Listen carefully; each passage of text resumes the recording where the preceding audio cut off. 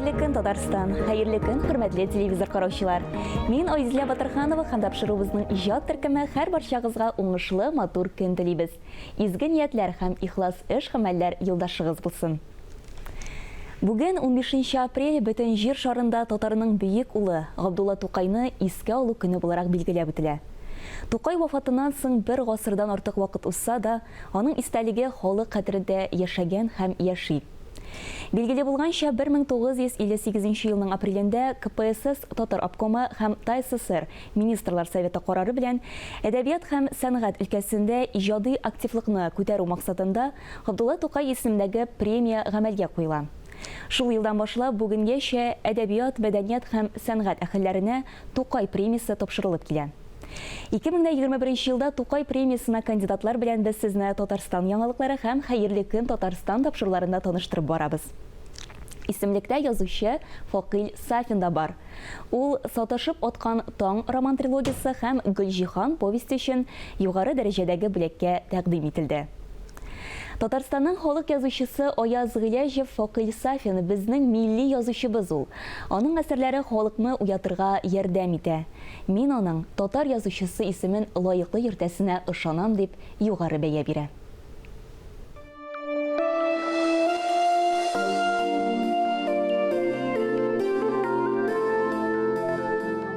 Мен бит 30 яшькә хәтле авылында яшәдем. Аерымда булды армияда, менә 2 ел армия сораганда мин Ирак көнчыгышта хезмәт иттем. Ул вакытта мин авылдан аерылып тордым. Калган бөтен гомерем минем авылда, туганнарым әткән кебелә булды, авылдашларым белән. 30 яшьтә инде мин формулашып беткән кеше идем. Күңелемдә нәрсә бар? Тормышка карашларым, нинди кыйммәтләр мине яшәргә тәргеш бирә? Менә шу авылда, менә шу табигать, менә шу халык мине инде формулаштырып бетергән иде. Факил инде бик яхшы семьяда туган бала. Аның әтисе Милмөхәммәд ага, әнисе Нурсания апа, 3 кызлары, 4 малайлар була, 7 бала булалар. Факил үзе 6-нчы бала булып туа. Әткәйләр эштә, әткәйләр гаиләне яшәтүчеләр. Әткәйләрнең кулларыннан болта төшмәде ул вакытта. Колхозның күтәрелгән чоры. Инде әнкәй безне яшь балалар белән, әмма әткәй дә бит, әнкәй дә эштән калмадылар инде, колхоз эшендә эшләделәр. Мин 5-6 класста укганда инде без сеңлем белән икәү генә калдык. Һәм инде бөтен авылдагы эшләр менә шу минем җилкәдә калды дисәм дә була инде. Факил турында сөйләгәндә, иң беренче менә ул башкалардан әлләни ягы белән аерылып та тормыйдыр кебек тыела башта укыган вакытта инде. Кечкенә генә буйлы, шулай башка егетләребез кебек шук, шаян, шигырьләр яратадыр инде, хикәяләр яратадыр я. 8-нче класска кадәр иске мәктәптә укыдык инде. Иске мәктәп зур тәрәзәле, зур бина иде безнең. Мин беләм, безнең мәктәптә 500-дан артык укучы укыган. Мәктәп директоры линейкаларга тезгәндә, менә кайбер балаларны инде әзрәк шелтә белдерәдер. Менә 500-дан артык укучы арасында син бер үзең менә шушы эшне эшләмәдең яки эшләдең дип инде шелтә белдерергә вакытлары. Мин үзем укытканда да безнең әле 214 укучы. Мен шушы мәктәптә укыттым. 74-нче елда армиядан кайттым да, мен 75-нче елда Казан дәүләт университетына читтән торып укырга кирдем да, шунда укытуга тотындым. Менә үзеннән ничектер язмыш, югысаң бер дә сөйләшенмәгәндә Казан дәүләт университетына укырга кирдек. Икебез дә. Сүз дә юк, ерак җирләрдә инде якын кешең очраткачтан күңелгә дә бик рәхәт була, уку өчендә бер-береңә ярдәм итәсең. Шундай булды инде. Факил кешеләргә ярдәмчел ул. Ярдәмчел, укыган вакытта әйтер идем инде. Бик тә сәләтлелек анда ук сизелгәндер инде аның. Ул улпат язучылар белән дә бәхәскә кирип китә иде. Ул бәхәсләре нидә генә бетмәй, тәнәфескә чыккачтан да бәхәсләшеп китәләр. Аларның дуслыклары чыннан да инде башка укытучылар белән дә әнә шунда да башлангандыр дисем киләдер инде. Алар Факилнең язучы булып китүенә китәдәй сәләте барлыгын шунда ук сизеп белеп тордылар инде. Хәзергесе көндә Аяз Гыйләҗевчә әйтсәк, Факил Сафин милли, иманлы, халыкны уятырга ярдәм итүче язучы. 1996 елдан Язучылар берлеге әгъзасы. Фән һәм мәктәп, мәйдан журналларын оештыручы, Татарстанның атказанган мәдәният хезмәткәре, Гаяз Исхакый, Александр Грибоедов исемендәге әдәби премияләр лауреаты, филология фәннәре кандидаты, балалар өчен чыга торган Көмеш кыңгырау газетасын оештыручы һәм баш мөхәррире. Соңгы елларда жанрлар ягыннан эзләнүләре дә бик матур тәэсирләр уята. Мәсәлән, Факил Сафинның «Без Тукайлы халык» дигән сонетлар тақиясе ул гомумән татар шигърияте өчен яңа бер сүз булды. Безнең шигърияттә сонетларны файдалану, тергезү традициялары, омтылышлары булса да, менә сонетлар тақиясен нәкъ менә Европа һәм Шәрык әдәбиятларының синтезы ноктасында, кушылуы ноктасында бу дәрәҗәдә тирән һәм шәрқи менталитетка якын итеп бирә алган кеше юк иде әле. Аның прозасы искиткеч менә поэтик, шигъри. Ондагы табигать күренеше. Тил турында сүз дә юк. Татар халкының бөтен тил байлыгы аңарда. Моны ни дип әйтәсең? Һәм әсәр мавыгып, рәхәтләнеп укыла. Шул ук вакытта замананың фоны һәрбер әсәрендә.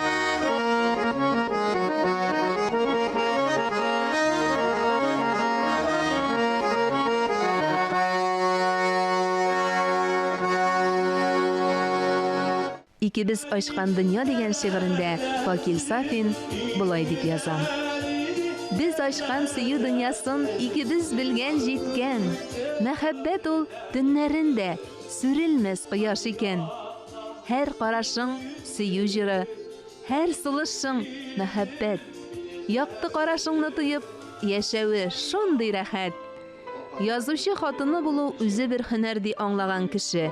Әле дә сөю дөньясында яшәткән бердән-бер гомерлек мәхәббәте кем соң Факил Сафинның?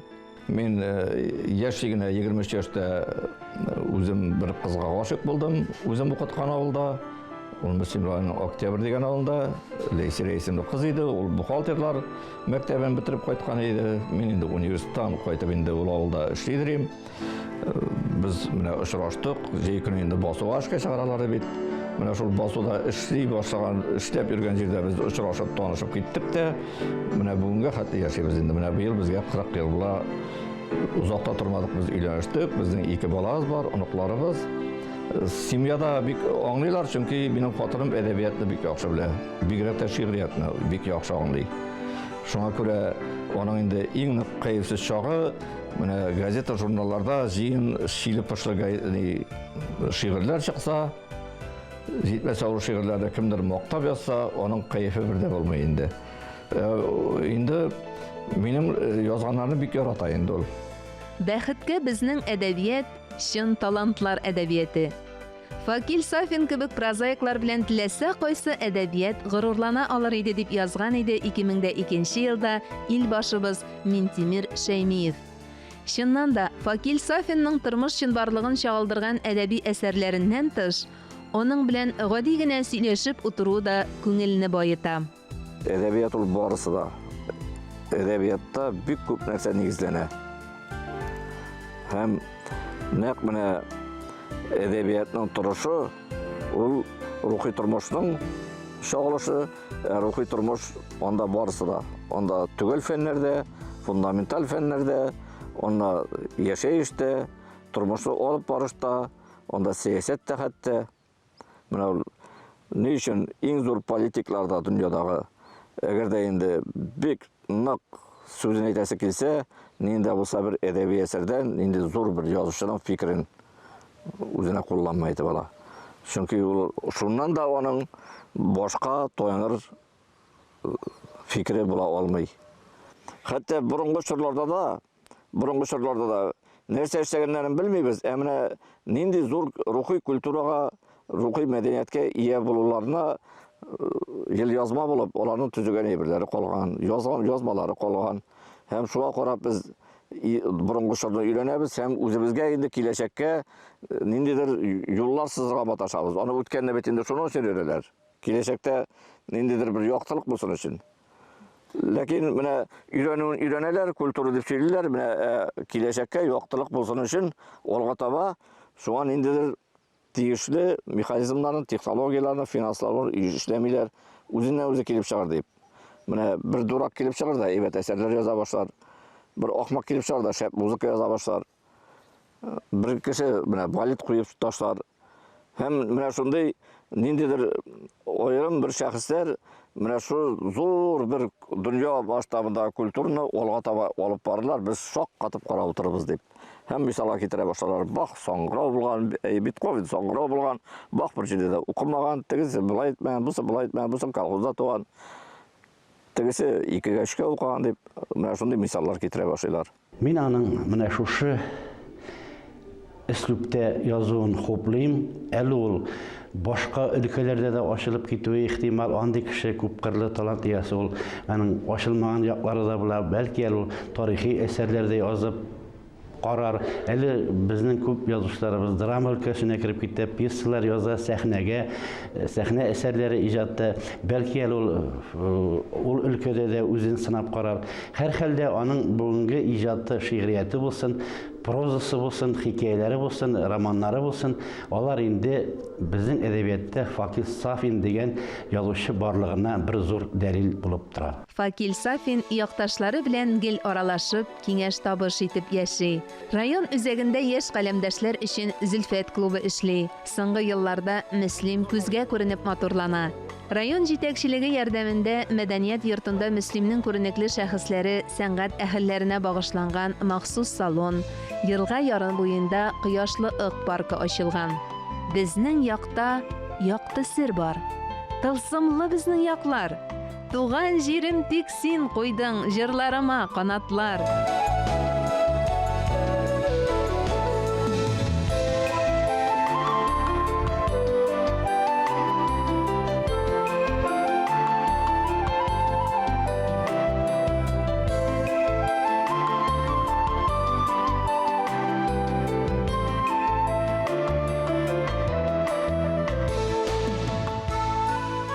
Ул универсаль иҗат кешесе. Менә бүген әдәбиятта ул ат уйнатучы язучыларның берсе дип әйтелгән.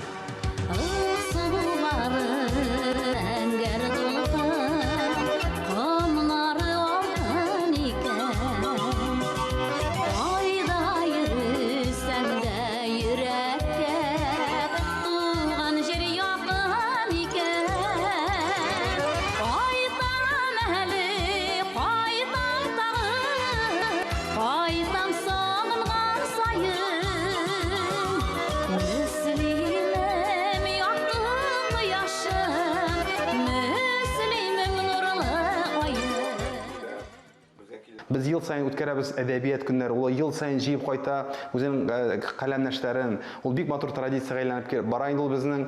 Менә ул яктан да Факир абый бик үзенчәлекле. Заманасында революция хәтлек бер үзәк булып, тарихи булган авылда туып үскән кеше ул.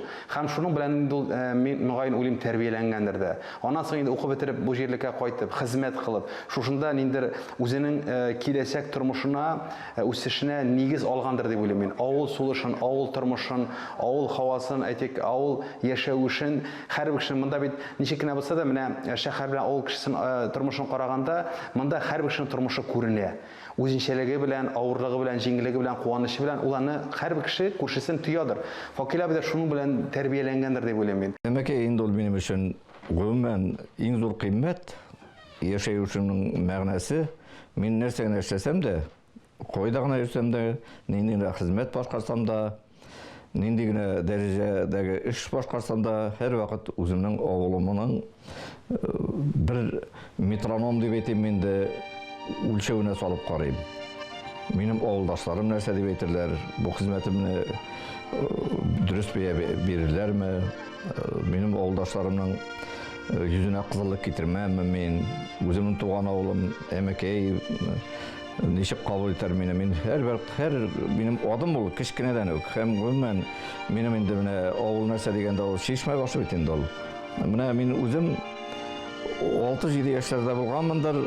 Минем әткәй инде дин юлында кеше иде, әнкәй дә. Һәм инде әткәйнең түбәтәен киеп йөрергә яратадыр мин. Кара бәрхет түбәтәй. Ул вакытта ничектер инде кәләпүш формасындагы түбәтәйләр күбе, әткәйнең менә шундый кара бәрхет түбәтәе бар иде. Мин менә шуны киеп йөрергә яратадыр. Безнең урам ашагына әткәйнең бер туган энесе Калимулла абый. Бик укымышлы кеше, фронтовиклар инде алар икесе дә. Мин аларга керергә бик яратадыр. Һәм инде шунда Калимулла абый мине гел үсендерәдер. О, бәләкәй Тукай дип инде. Бәләкәй Апуш, бәләкәй Тукай. Әле мин шул Тукайның инде туган тел шигырен белгәнбездер инде, берничә әкиятен белгәнбездер. Менә шул нәрсә минем күңелдә кечкенәдән салынган инде ул. Күрәсең, минем менә үзем генә ялгыз кечкенәдән уйланып йөрүләр, болыннарга китүләр, шишмә буйларында йөрүләр, су буйларында кечкенәдән йөрергә яратадыр. Миңа инде өлкәннәр кайберләре сәерсенеп караганнардыр, кайберләре нәрсәдер өмет итеп, менә шундый үзенә күрә билгеләмә дә биргәннәрдер. Ул үскәндә дә бик ни булды инде, укырга бик яратты, бәләкәйдән укыды ул. Техниканы бик яратты ул. Артында чүкенмәгән тимере калмады. Гел тимер белән. Мен әйтәм, бу я инженер булды, я трактор. Жайтыр. Үстек җиде бала, үстек без тату семья булды, безнең семья. Безнең әткәй укыгыз дип, керосин җәлләмәде, ул вакытта ут ни юк. Шулай үстек, мотор гына булып. Үстек тә таралыштык. Авылда мин генә калдым инде. أعوذ بالله من الشيطان الرجيم بسم الله الرحمن الرحيم الحمد لله رب العالمين الرحمن الرحيم Туган як, туган җир, туган туфрак, туган йорт.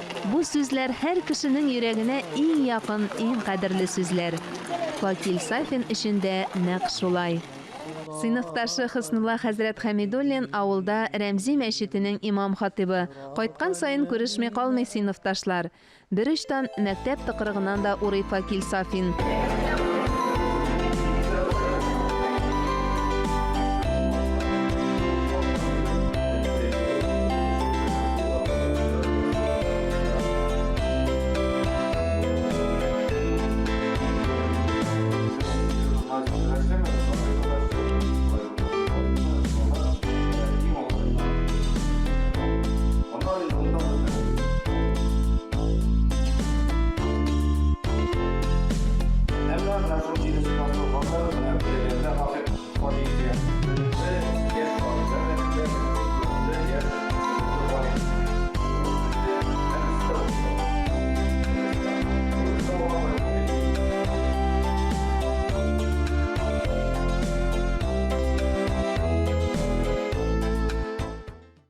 Киләчәк өметсез түгел. Өмет белән яшәргә кирәк. Менә шул минем канатлымы, ул канатсыз түгелме? Мин өметсез яшәүне бөтенләй күз алдына китермим. Менә бар әйткәнемчә бездә җанлы борчый торган әйберләр дә, җанлы күңелгә бик күп сөенечләр бирә торган әйберләр дә бар.